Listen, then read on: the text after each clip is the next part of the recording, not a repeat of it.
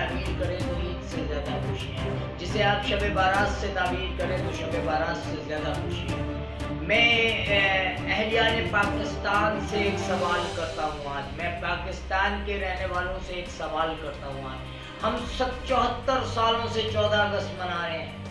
گزشتہ 10 12 15 20 سالوں سے کیا 14 اگست مناتے وقت 14 اگست کا بیسک کنسپٹ ہمارے ذہنوں میں ہے؟ یقیناً نہیں، یقیناً نہیں۔ ہم 14 اگست کی خوشیاں مناتے ہیں۔ 14 اگست کی مثال وہ مثال ہے کہ جب ایک ماں اپنے بچے کو جنم دیتی ہے اور وہ بچہ جنم دیتے وقت جس اذیت سے ماں گزرتی ہے، جس تکلیف سے ماں گزرتی ہے، تو یہ اردو بولنے والے اس تکلیف سے گزرے ہیں۔ تو یہ پاکستان ہماری سے وجود میں آیا ہے، جسے آپ کلر کہتے ہو، جسے آپ مہاجر کہتے ہو، جسے آپ سن آف سوائل نہ ہونے کا تانا دیتے ہو۔ تو یہ زمین انہی اردو اسپیکنگ نے دی تھی، یہ لفظ پاکستان انہی اردو اسپیکنگ نے ہر شخص نے منحاس القوم منحاس المسلم انڈیا میں رہنے والے، ہندوستان میں رہنے والے ہر مسلمان نے اپنی جی جان مال متاع سے کوششیں کر کے اس پاکستان کو بنایا۔ یقیناً خوشیاں لازم ہیں، سب پہ لازم ہے، ہر پاکستانی پہ لازم ہے، چاہے وہ پنجابی ہو، سندھی ہو، پٹھان ہو، بلوچ ہو، سرائکی ہو، ہند کو ہو، کوئی بھی ہو، پاکستان بننے کی خوشی یقیناً اس کو ہے۔ لیکن میں نے ایک بہت صاف اور معصومانہ سی مثال دی ہے کہ اس ماں سے اس کرب کا پتہ کرو جس کرب سے گزر کر اس نے بچے کو جنم دیا ہے، اور تم آج اس ماں کی بے حرمتی کرو، تم آج اس ماں کے ساتھ ناانصافی کرو۔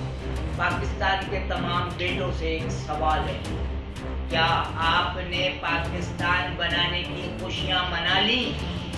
تو ان خوشیوں کو منانے کی جو وجہ ہے، جنہوں نے قربانیاں دے کے پاکستان بنایا، کیا آپ نے ان کی نسلوں کا شکریہ تو ادا کرنا دور کی بات ہے، ان کو پاکستانی تسلیم کیا ہے؟ شرم آنی چاہیے آپ کو آپ کے وجود پر، لعنت ہو آپ کو آپ کے وجود سمیت کہ آپ ان لوگوں کو، آپ اتنے احسان فراموش ہو کہ آپ ان لوگوں کو تسلیم نہیں کرتے ہو جنہوں نے آپ کو عرض مقدس دیا، جن کی قربانیوں کے صلے میں پاکستان بنا۔ کوئی کہتا ہے میں پنجابی ہوں، یہ میرا کوٹا ہے، کوئی کہتا ہے میں سندھی ہوں، یہ میرا کوٹا ہے، کوئی کہتا ہے میں پٹھان ہوں، یہ میرا کوٹا ہے۔ تو بھائی پاکستان کا کوٹا کہاں ہے؟ پاکستان بنانے والے کہاں ہیں؟ یعنی ظلم کی انتہا دیکھو کہ جب پاکستان بنا، مہاجرین، یعنی میں ان واقعات کا احاطہ نہیں کر سکتا ہوں جو میں نے کتابوں میں پڑھا ہے، جو میں نے محسوس کیا ہے۔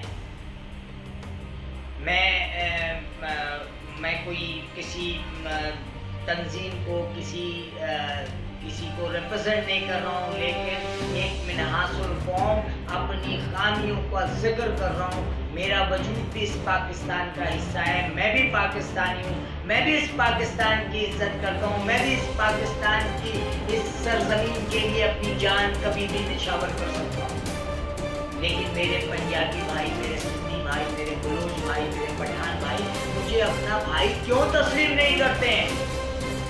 کیا یہ ہمارے اجداد کی قربانیوں کے صلے میں نہیں بنا؟ اگر نہیں بنا تو آپ تاریخ کو پڑھیں۔ یہ ٹھیک ہے گزشتہ 20 سالوں میں ہم نے پاکستان، مطالعہ پاکستان میں سے ان چیپٹرز کو منہا کر دیا جس میں سر سید احمد خان تھے، جس میں مولانا محمد علی جوہر، مولانا شوکت علی تھے، جس میں ان اکابرین کا ذکر تھا، ان علماء کرام کا ذکر تھا، ان لیڈران کا ذکر تھا جنہوں نے پاکستان بنانے میں اپنی جانیں نچھاور کر دی۔ ہم نے اپنے سلیبس میں سے، مگر دیکھیں کتنی عجیب سی بات ہے کہ ایک اسکول کا ایک فیسٹیول ہو رہا ہوتا ہے، وہاں 4 کلچر دکھائے جاتے ہیں۔ یہ ایک بڑے سے پائچے کی شلوار پہن کر کے، سر پر ایک پگڑی ڈال کر ایک شخص گزر رہا ہوتا ہے، ایک بچہ گزر رہا ہوتا ہے، اس پہ کیپشن آ رہا ہوتا ہے یہ پنجاب کا بیٹا ہے۔ ایک سرحد کا بیٹا اپنے کلچر سمیت نظر آتا ہے، ایک صاحب جو ہے وہ سارنگی لے کر کے آتے ہیں، پتہ چلا یہ بلوچستان کی ریپرزنٹیشن ہے، ایک صاحب جو ہے وہ سندھ کی ریپرزنٹیشن سندھی ٹوپی کے ساتھ آتے ہیں جلد پہن کر کے۔ تو ارے بھائی پاکستان جن لوگوں نے بنایا وہ کہاں ہے؟ تو کیا یہ سازش 1947 کے بعد رچی گئی؟ کیا مولانا ابو الکلام آزاد کے صحیح لکھا تھا انڈیا ونس فریڈم میں کہ مسلمان آنے ایک پتنگ تو اڑا رہے ہیں لیکن وہ کٹ کے کس کے آنگن میں گرے نہیں پتا؟ انڈیا ونس فریڈم میں انہوں نے اپنی کتاب کے 22 صفحے مخفی کیے تھے جو اسٹیٹ بینک آف انڈیا کے لاکر میں رکھے تھے. 40 سال گزرنے کے بعد جب ان کو کھولا جاتا ہے, پڑھا جاتا ہے, تو آج کے پاکستان کا ہم نے سقوط مشرقی پاکستان 1971 میں اسی منافقت, اسی متعصبانہ پالیسیوں کے سلے میں سقوط مشرقی پاکستان اپنا ایک بازو کھو دیا.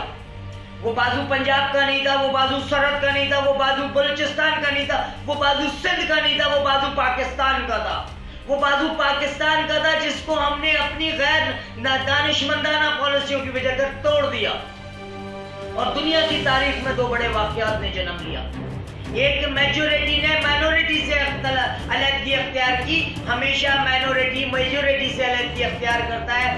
سقوط مشرقی پاکستان وہ واقعہ ہے کہ میجورٹی نے مائنورٹی سے علیحدگی اختیار کیا.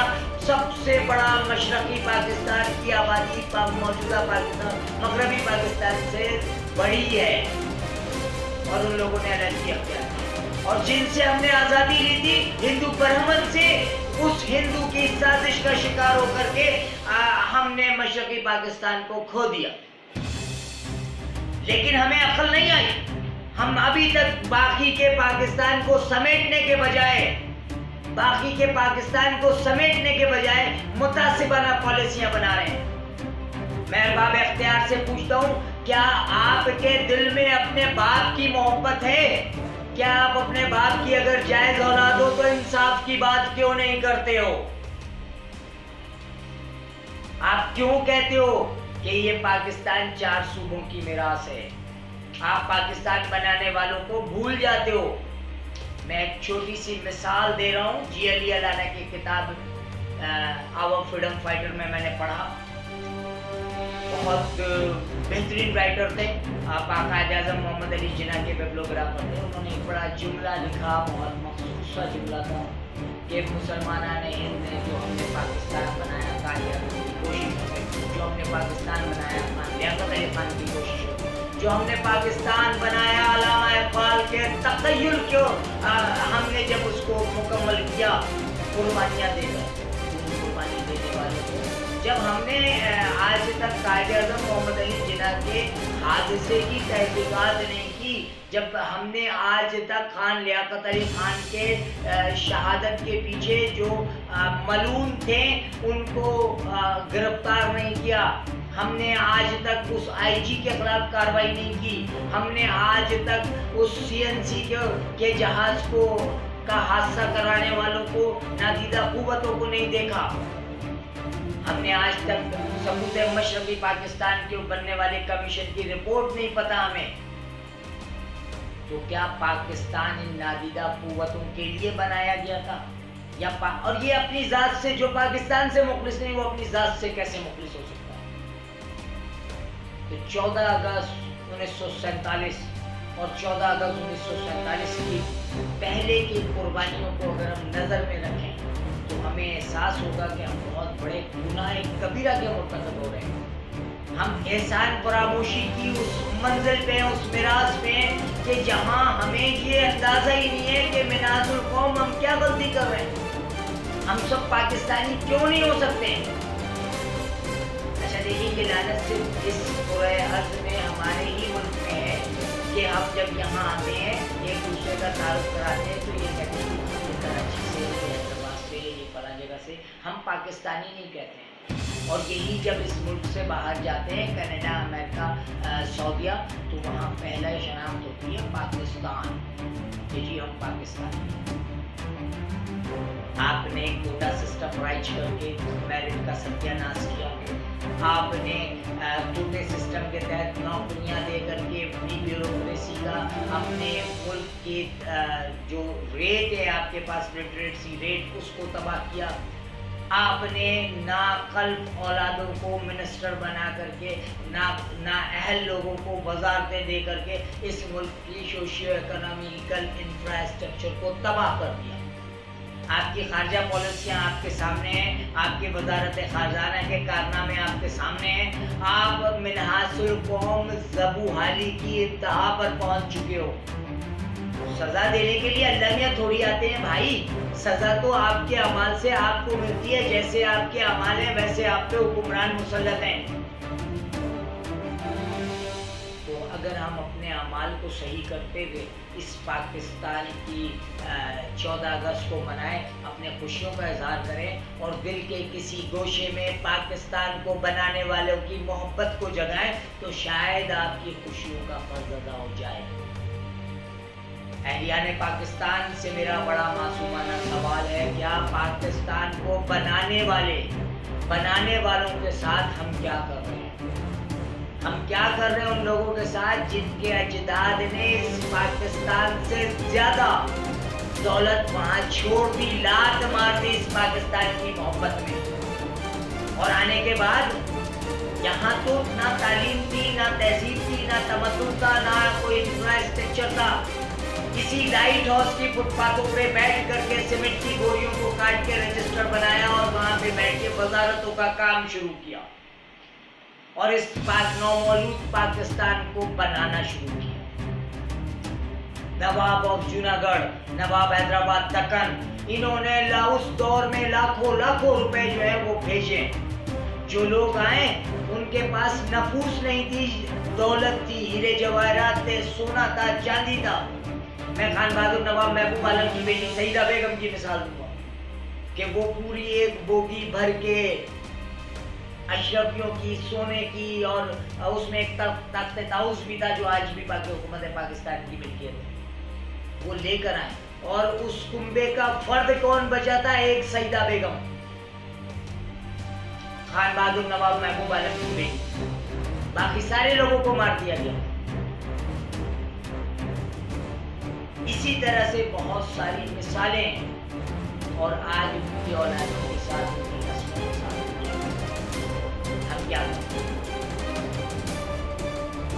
اور اللہ کا نظام ہے، اللہ کا مقامات عمل ہے، اللہ کے اس مقامات سے ڈرو کہ جب اور بڑی بے آواز لاٹھی ہے میرے رب کی،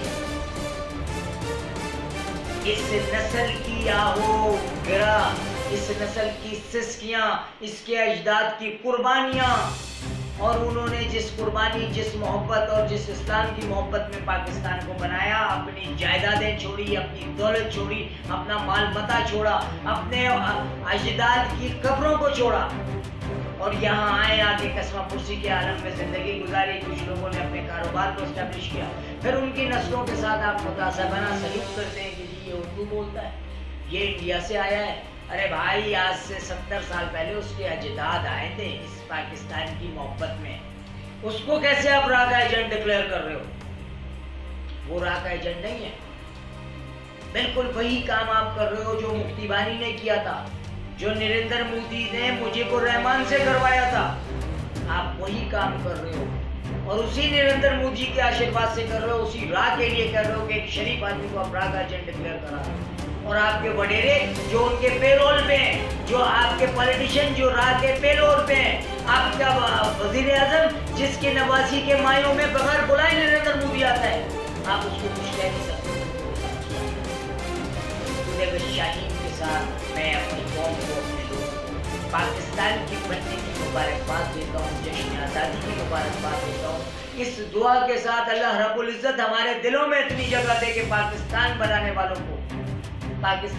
والوں کی نسلوں کو ہم کم سے کم عزت